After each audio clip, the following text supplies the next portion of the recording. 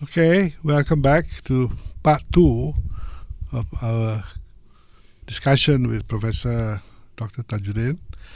Now, I want to move out of Malaysia a bit because the Islamic world is very big and many things happen in many countries in different ways, right? I look at Saudi, for example. I mean, you cannot have a more conservative society than the Saudis. In many respects, culturally, and the system of the political system, everything is different. Then you have this monarch called Muhammad bin Salman, 32-year-old king or heir to the throne. And he came in and he said, no. He called all the ulama, all the scholars or whatever, 700 of them, I understand. And he said, this is what we're going to do. Briefly, he said, we're going to allow reform and change in society, including allowing women to drive. He really removed the secret moral police, He also he wants to transform Saudi country economy. Okay, that's what he said, and you can see the transformation. Now, but that's because he's a monarch. He's an absolute monarch. In other countries, in other Muslim countries, I don't see any progressive movement. I mean, they tried in Tunisia. I think. What's that scholar's name? Rashid Hassan Turabi. Oh. Yeah, in Tunisia, I think it's Rashid. Right. Yeah, and some effort in Algeria or in Egypt. Egypt failed. Morsi, it was a disaster. The military took over, and there's the difficulty you experience even in Pakistan. It's in an Islamic country, So, what hope do you have of that sort of transformation that you want to see, where the intellectuals come to the fore, where there are more robust discussion about things, where points of view that are more progressive? What hope can we hope to achieve that sort of situation? Well, with regard to the other countries, it's very interesting to see. Like the Bahrain, King Bahrain inviting the Pope. Yes. And also... Because he's a king. Yeah, okay. that is true. And I've never really thought much about the other countries, though I still keep up. One of my favorite YouTuber is this Khalid Al-Amiri from Dubai, and he shows the incredible multiculturalism in a country that we would think be very conservative in Islam. So now, first of all, when I embraced the Islamic reform movement, there were three things. Okay, one is the so-called the intellectual thing, Islamization of knowledge. Yes. Yeah. Number two, it's the socialization of Islam, and number three is the political part of Islam. Political. So I embrace all three. Okay. So now I have a problem with two of them. Okay, I have a problem with the Islamization of knowledge, where I said, how far are you going to carry this Islamization aspect in terms of certain very physical things like the cosmos, biology, viruses, and things like that? Yeah. It's simply, I mean, that is just knowledge, pure and simple. I tend to agree with you. Yeah. So the other thing is political Islam, where I can now see those who I thought would be nice to become leaders like Hadi Awang and all that. And I saw, oh my God, these people, they basically don't know anything. All right. So I have been a supporter of Hadi Awang for 30 years, listening to him talk about the Quran. And then suddenly he does a 180-degree turn, attacking the non-Muslim, calling them animals. I know he never did that during 30 years that I knew him. I mean, knew him from his cassettes and his... and he called them corruptible when most of the Malays are in prison for corruption. And then of late, the Kunut Nazilah being read, declaring others as enemies. I mean, what is going on? Yes. So then I saw the Abim and Ikram. They are supposed to be the progressive, the moderate force, of which I'm supposed to be part of that. And they are silent on it. Yeah. Okay? They keep, very, very silent, and they didn't even say anything at all about it. Which brings the discussion, the question to me. To say they are afraid is impossible. Their leader is in becoming the prime minister. So what is it? The answer could be that they are also part of the conservatism. Yeah, okay, can I stop you there for a while? Why can't Anwar say all these things that you are saying? Because then he'll lose the Malay votes. Because the Malays But you're a leader. You must be willing to overcome that threshold. Well, you are leader only when your party wins and in control. If not, then you are not. So I understand the rule of politics, okay? Like it or not. Yeah. I'm a practical person. I'm an academic. Even now I'm attacking PhD work.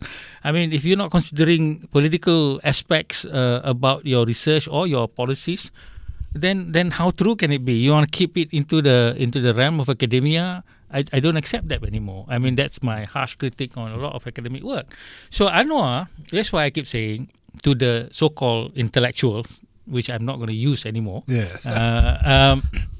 we have to answer, all right? Any conflict of race and religion, you and I and those who come, we have to answer. And during the 2018 PH win, I was appointed with a few others, 15 others as Majlis Perundingan Keharmonian something. Yeah. And before we wanted to show, I proposed the idea that, look, this Majlis is not just a consultancy to the Ministry of Unity, who at that time was Waita Murti. I said, we mitigate, okay, because we are all Malaysian. Because if Anwar or somebody comes into some conflict, that becomes a political ping pong game, because that's what they want. Those people who raise this issue, the SOC issue or whatever issue, the alcohol issue, then becomes a ping pong game. So I said we have to actually come and do that. So back to the 3 Islamic reform agendas, I no longer believe in the 2 of them, the Islamization of knowledge as well as the political Islam. But the social Islam, yes, because that's part of community, doing good to others, especially others of not your faith. This is a narrative that is so difficult. I say, how difficult can it be? The idea that Muslims cannot depend on others. Well, but then who was Abu Talib, who was never a Muslim, and without him, the Prophet would have been killed, long before. And who was the King Negus, who helped the first immigrant of Muslim? I mean, Islam would have been wiped out if not for non-Muslims in this regard. So that's how I see things. Yes, I understand what you're saying, because I mean, for knowledge especially, I'm worried. Because I think the Malays will be very much poorer. Firstly, because once you start compartmentalizing or differentiating this knowledge as Islamic and this is not, you will not get knowledge at all. I mean, for example, I always give this issue about, if you want to swim well, and you want to be an Olympic swimmer, there's only one way to swim, in my view. It cannot be an Islamic way or a non-Islamic way. There has to be an optimum way. And so is if you want to be a rocket scientist, or if you want to be Elon Musk. There's only one way. So I agree with you with that. But on political Islam, I agree with you that it's a no-go in the sense that but the reality in this country, this is back to the reality. So what do? We don't like it, but we know it is the platform. It is the way that parties come to power. They have to play to this game. How do you break that? Okay. Well, there are 2 ways that I can think. The first one, I tried, it failed because I wasn't trying hard enough. Was I said you have to put in a whole group of, let's say, 10 real intellectuals, who would be able to actually discourse about Islam and knowledge, ilmu. Now, to find these people, I can only find 3 at the moment. So the other 7, I don't know who yet. So if you have this 10, and then you need to control the social media and also deal with all these issues. If you can have that, and this is what I proposed to the G70. There was a group called G70 just before the general election of 15 to support Anwar Ibrahim. And these are all Malay professors. G70 is a group of Malay professors. You probably never heard of it, and because they're not. Are you talking about the Professor Council? No. Oh, that's different. That's an UMNO creature. No. So this one is simply to actually give credence to the idea that Anwar is also a Malay leader, and so it's called G70 Professor Melayu, and I was proud to be invited to be part of that in the initial stage, and I said, wow, this is the time, because I've always been attacked by Malays, for being too liberal and too outspoken and that sort of thing. And I went in there, and first day I advised them, said, no, we have an opportunity. There's 70 of us. We can storm the Malay mindset, change the Malay mindset. Don't change it, immediately like that, but you need to, to slowly tepuk belakang, orang kata kan. And I think within 5 years we could do that. I mean, with the social media. In the olden days, there was no social media. Now social media is causing so much havoc, toxic. But you need that social media also to counter that havoc. So that is number one. The other one is to actually ride with this so-called Madani Islam until a time is reached where you would then, argue it in another way, because then the society has already been readied for that. I mean, that's how it is. I mean, we cannot avoid the fact, like my friend Siti Kasim always say, no, we just reject it altogether. You can, as I said, that ship has passed. Okay, we are in this boat, and if you don't use Islam, like my scientist friend from Sustainable Development Goal, they're always talking about this, and they say nobody is really paying attention because you don't know how to speak to the people, especially the Malays who are mostly in the administration. All the Malays want to do is have their money and go to heaven. That's basically it. Reading. They got a pay increase already. So they want to go to heaven, and the way to go to heaven is use what I call the tempurung Islam, meaning just sit within your own fold, very, very safe, and don't try to go and find out about all this trying to be tolerant, compassion, being part of a larger community. Just be safe. Yeah. Then, Prof, I think the greatest challenge to the Muslim community, Malays especially, is ignorance. Okay? Ignorance means they don't know enough about a particular thing. Can we say educated ignorance? They're all educated, but they're still ignorant. But still ignorant. Yes. That's what Mahathir said. Yeah. Yeah, I don't know. You can call them educated ignorant, but actually ignorance is the thing. They do not know enough about a particular issue.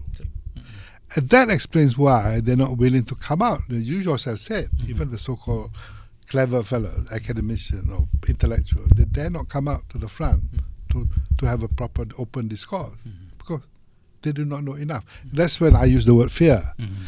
Fearful of being exposed that they are actually ignorant. Now, but ignorance can only be overcome by openness, knowledge. Doesn't matter what knowledge, Now, and decorum. And decorum, of course. You must never forget decorum. Yeah, decorum and all that, Now, but that can only happen with a political guidance. But do you still have faith in Anwar to lead that? Well, the biggest disappointment to me in the unity government so far was the appointment of UMNO as the higher education ministry. because basically they're not doing anything at all. I was hoping, and I think Anwar was also hoping, when Anwar became PM, after performing the sujud syukur that I did, I told my wife now he's going to go to the mosque and go to the universities, and I was right. But Anwar is actually 30 years too late. Okay, the university, I know the universities. I've been with the universities. I know 30 years too late. Can you explain? Meaning that he's trying to use his eloquence, like Charisma. his charisma, eloquence, and all this thing. And I'm wondering, takkan dia seorang saja bercakap, nobody else, Where are these other people? I want to hear Nick Nazmi, for once, rather than Anwar Ibrahim or even his daughter Nurul Izzah, whatever, and Rafizi gone all quiet already. So the point here is that Rafizi maybe knows economic but doesn't know Islamic reform. He was not part of it. So jadi where are these people? And the universities has already gone into a culture where the professors are rewarded into their own discipline. And I sit in professor promotion, and I ask them about the wider thing. They don't know. Okay, and they don't really want to know. Favorite question is, what books have you read? So you see the Western authors, when you come to a certain stature, you will be talking about the future. In various different ways. Not our professors cannot do that, okay, because they stick only within their own fold, and none of them can also talk about Islam, because as I said, baru nak belajar pasal Islam. Ismail Kamus had a word for it, arwah Ismail Kamus. Yeah. He said akil balik lepas pencen, meaning you only become mature after you retire. So they only read books on doa and prayers and things like that, and they are professors, and that's why the conservatism and the fear of being exposed and all that comes to mind. So the university should change the KPI first of all, not to reward people. I want to come back. Suppose we don't have an UMNO minister. Is there anyone? Just tell me. Is there anyone that you can put there and do those transformations? Yeah, Mazli Malik. You think Mazli would do that? Because I know Mazli. I mean, not now Mazli, but the then Mazli. The now Mazli, okay. I don't know what happened to him. He's also very quiet. Yes. And he said some nasty things about Amanah and all that, and I was very shocked. Yeah. Okay, so when Mazli was appointed the Minister of Education, he held the two portfolios. I told him, hey Mazli, you should ask Tun to separate this thing, and then you just take over the higher education, and we change the whole thing. Because if we can change this university, then you talking about the graduates and all that. You look at the curriculum of I look at curriculum at UKM. I'm board of governors for UKM. I look at the curriculum of Usuluddin and all this Islamic. There's no elective class on Islam and arts. I can give a lecture on that. Or Islam and heritage, or Islam and other civilization, or Islam and comparative religion. Islam and architecture. Tak pun, tak ada. So these people are going to be the powerful muftis later on, And who's supposed to be doing this? And Mazli could have done that, but Mazli did not want to change it. He will have less power. Okay, hypothetically, if you are the Minister of Education, not higher, never mind higher, even where Fazlina is now, do you think the teachers, the parents will accept you? I always made a kind of a joke when I talk about, people say that to change education at the school. I said before the minister changes the school policies, the minister will be changed first. Yes. That's what I'm trying to tell. That's why I told Mazli, I said, this thing is a quagmire. It is too late. And my advice to any parents is send somewhere else lah. That is why they're sending to private school. Yeah. Those who can afford. Yeah. That's why I've been advising the Sarawak government who, they're innovatively doing the international school curriculum. Yes. But they're giving to the civil servant teachers to actually also teach, and they also have the same mindset. And I say, what about these other classes on civilizational and things like that? So I don't know how they're going to sort that out. Okay, so it's one thing to have the idea, but to find the manpower to implement. That's another thing. To find the people to actually come and teach that has not gone through the education system that we have. Yes. Itu satu hal juga. Yes. So that's where I said that universities are the test of First Nation, I call it. If the universities, don't like discourses, or the universities won't allow quote-unquote controversial people in the universities, then it's gone. Okay, I want to come to the last part of our conversation for this morning. I always feel that the Malay parties, I'm coming back to political parties, because I know you have given up on political Islam or whatever, but we know that to change or any of these things, education, social, whatever, the politicians will still call the shot in a way on policies.